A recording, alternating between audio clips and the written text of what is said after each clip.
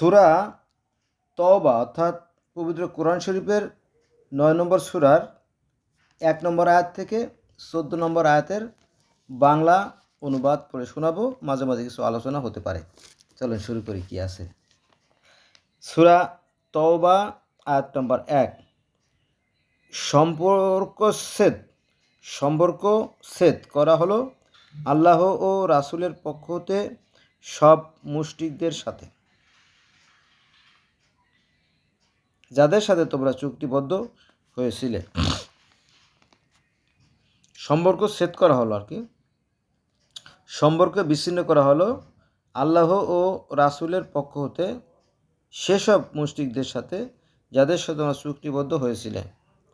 অতঃপর তোমরা ২ নম্বর আয়াত, অতঃপর তোমরা দেশে ৪ মাসকাল পরিভ্রমণ করো ও জেনে রাখো যে তোমরা আল্লাহকে হীন বল করতে পারবে না এবং আল্লাহ কাফিরদের লাঞ্ছিত করে থাকেন। সূরা তওবা আয়াত নম্বর ৩। মহান হজের দিনে আল্লাহ ও তার রাসূলের পক্ষ হতে মানুষের প্রতি এক ঘোষণা যে আল্লাহ মুশরিকদের থেকে দায়মুক্ত এবং তার রাসূলও দায়মুক্ত। তোমরা যদি তওবা করো তবে তোমাদের কল্যাণ হবে, আর যদি মুখ ফিরাও তবে জেনে রাখো যে তোমরা আল্লাহকে হীনবল করতে পারবে না এবং অবিশ্বাসীদের মর্মন্তুদ শাস্তির সংবাদ দাও। সূরা তওবা আয়াত নম্বর ৪।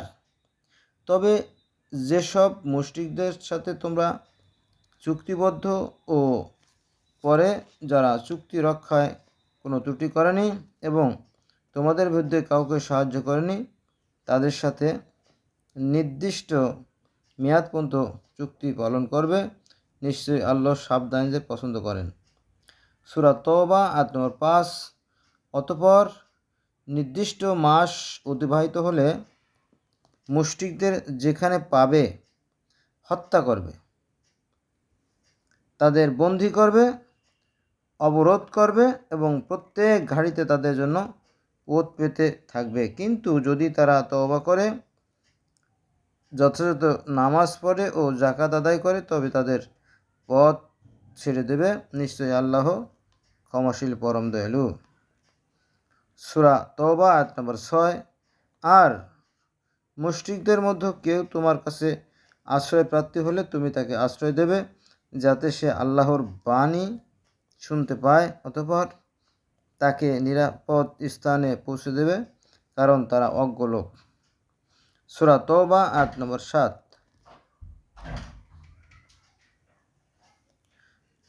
কি করে আল্লাহ ও তার রাসূলের নিকট অংশীবাদীদের চুক্তি বলবৎ থাকবে? তবে যাদের সাথে মসজিদুল হারামের নিকট তোমরা চুক্তিবদ্ধ আবদ্ধ হয়েছিলে, যতদিন তারা চুক্তিতে স্থির থাকবে তোমরাও তাতে স্থির থাকিও। নিশ্চয়ই আল্লাহ সাবধানীদের পছন্দ করেন। সূরা তওবা আয়াত নম্বর ৮। কেমন করে থাকবে? তারা তোমাদের উপর জয়ী হলে তোমাদের আত্মীয়তার ও অঙ্গীকারের কোনো মর্যাদা দেবে না। তারা মুখে তোমাদের সন্তুষ্টি রাখে, কিন্তু তাদের হৃদয় তা অস্বীকার করে। বস্তুত তাদের অধিকাংশ সত্যত্যাগী, অর্থাৎ মুনাফিক।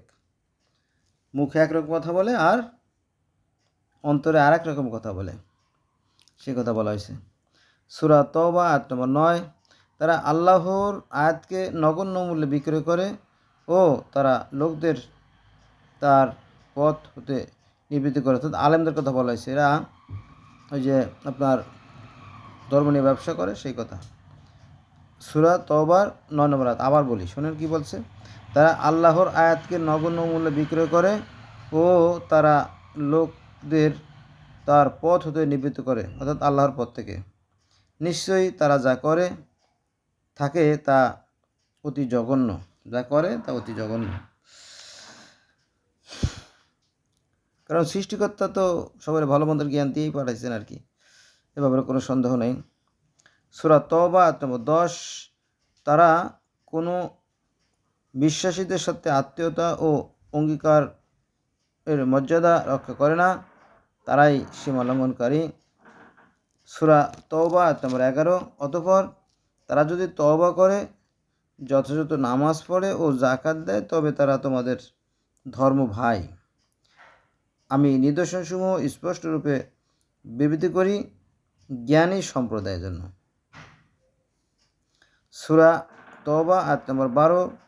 আর তারা যদি তাদের চুক্তির পর প্রতিশ্রুতি ভঙ্গ করে ও তোমাদের ধর্ম সম্পর্কে বিদ্রোহ করে, তবে কাফিরদের প্রধানদের সাথে যুদ্ধ করবে, কারণ এদের কোনো শপথ নেই, হয়তো তারা নিরস্ত হতে পারে।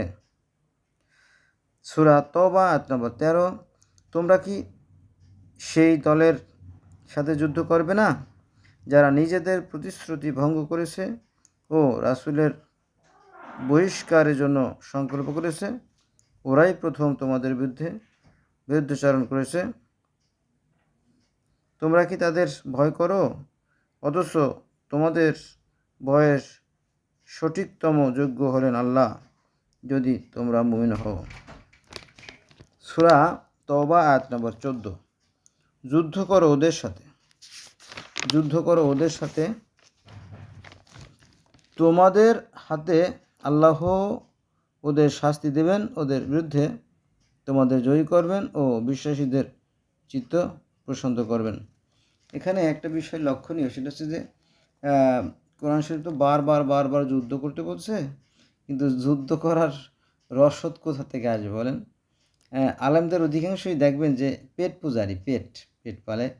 এটা হচ্ছে যে মাদ্রাসায় যারা লেখাপড়া করতে যায়, তাদের অধিকাংশই এতিম, মিসকিন, অসহায়, গরিব, এরকমটি।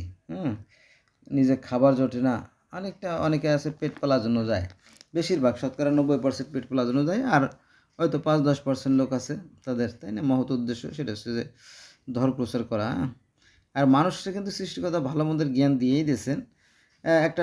একটা পিঁপড়ে থেকে হাতি, আর মাছি থেকে তিমি, সবাইরে কিন্তু সৃষ্টিকর্তা ভালো মন্দের জ্ঞান দিয়ে দিয়েছে, সে বুঝে আর কি। তারপরেও এত কিছু দরকার নাই, তারপরও আর কি। এটা হচ্ছে বোকা লোকের ধোকা দেওয়ার মতো একটা জিনিস। সেটা হচ্ছে যে দেখবেন অনেকগুলো বাচ্চা কাচ্চা বাপ নাই ফেলাই গেছে, খাইতে দিতে পারে না, এই ধরনের এগুলো মূলত দেয়। আর এরা বড় বুঝেন না হয়ে পড়ে আর কি। তো এইগুলা বিপজ্জনক, এরাই যে ধর্ম বিক্রি করে খায়, ফলে আমাদের কোনো কল্যাণ হচ্ছে না, কোনো উন্নতি নাই, শুধু অবনতি আর অবনতি।